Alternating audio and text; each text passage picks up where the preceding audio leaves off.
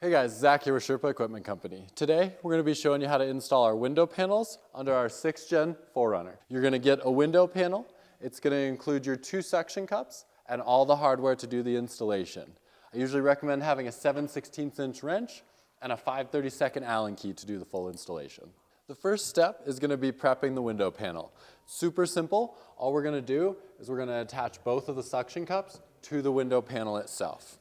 You'll notice that there's going to be 2 slots for the suction cups. The one that has the key notch in it is going to be for the suction cup that does not have the mount. The mount is going to be used with these 2 holes. So what you're going to do, you're going to take the suction cup with the suction cup facing you. You're going to put it through the window panel right there, and then you're going to slide it over into place right there. Now that suction cup is ready to go. From there, you're going to do a very similar process with this one. The suction cup faces yourself again. You're going to line it up with the hole, and then these are the 2 holes you're going to use for the bolts. You're going to take the suction cup from behind, just like this one. It's going to line up with the hole, and then these 2 holes are going to be the ones you're going to use for your bracket. You take your hex head bolts. They go through the window panel, through the mount behind. I'm going to go ahead and insert both and then flip the panel over so I can show you kind of what it looks like on the back side. You're going to put a washer over the bolt, a washer over the bolt, and then 1 nylock on each of those, and you can go ahead and tighten those to the window panel itself. Get the socket on there. We're going to go ahead and we're going to tighten up those bolts. You can keep an eye on the suction cup just to make sure it stays even in that hole.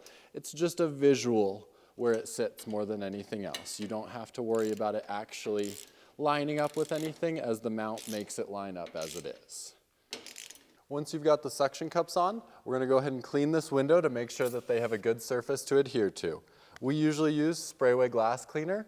Any sort of glass cleaner should work great to get this nice and clean. Once you've got the window panel clean, we're going to hold it up to the side plates of the rack. It's going to line up with the handle and the tie-down points, and now we know which crossbar bolts we need to remove for installation. We're going to go ahead and pull these crossbar bolts. The good news about this rear one is it's a mounting crossbar, so that crossbar is not going to want to fall. This one will fall a little bit, but since it is attached on the other side, it's not going to smack into the truck or anything like that. And I'll show you that here right now. So see, that crossbar is not falling or anything like that, but we've got the bolts out so that we can attach our window panel. Before you remove all the bolts, similar to the installation process with the rack, I always recommend putting a towel underneath the side plate just to ensure there's no risk of any paint damage. And then we're going to pull that last crossbar bolt out. You can also help this by holding onto the side plate and just ensuring that it doesn't fall when you pull that bolt. And it's going to want to go down a little bit, but it still normally should not contact. Once you've got those crossbar bolts removed, we're going to go ahead and install the window panel utilizing those same bolts. What I usually recommend doing, kind of similar to what we were doing earlier, go ahead and line up those plates. I usually hold it with one hand. Your suction cups may stick a little bit to the window. That's okay. And you're going to lift up a little and line up those bolts and re-thread them back in. Once you have one, you can let go. Things will stay in place. And then you're still just going to line up the other bolts. Go ahead and make sure your window panel is fully lined up. Slide it forward or backwards as necessary. The handle cutout, the tie-down cutouts, and the slot cutout should all line up with the window panel perfectly. You can go ahead, line those up, and then we're going to tighten these 4 bolts all the way down. From there, the kit includes 2 extra bolts and nylock nuts. We're going to insert those through the slot right here for extra support. I'll probably do 1 here and 1 all the way at the front just to spread the weight as much as I can.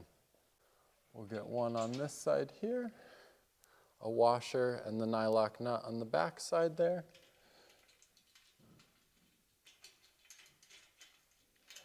And we'll grab the other one, and we'll grab our Allen key and our socket and tighten those up. Once you've got all of those bolts tightened up again, we're ready to go ahead and attach the window panel to the bottom side. Go ahead and make sure everything lines up. I recommend the palms of your hands and a good solid push onto that window. Hold it just for a couple seconds just to make sure you've got a good seal.